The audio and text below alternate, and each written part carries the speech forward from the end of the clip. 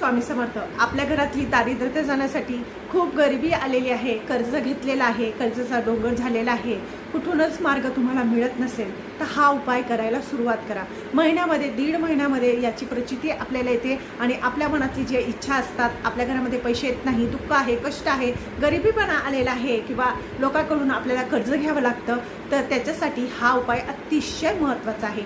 बघा, हा उपाय म्हणजे आपल्याला अतिशय लवकर प्रसन्न होणार आहे. ह्या कलियुगामध्ये जो भोळा देव आहे तो म्हणजे भगवान शंकर. भगवान शंकरांची आराधना करा आणि जो मी मंत्र तुम्हाला देणार आहे तो लास्टला आहे, तो मंत्र तुम्ही रोज पठण करा. नक्कीच तुमच्या घरातली दारिद्र्यता पूर्णपणे समाप्त होईल, तुमच्या घरामध्ये भरभराटी होईल आणि लक्ष्मीची आवक कुठल्या ना कुठल्या दिशेने निश्चितच तुमच्या घरामध्ये होणार आणि तुमच्या घरातल्या लोकांची सुद्धा खूप प्रमाणात प्रगती व्हायला सुरुवात होईल.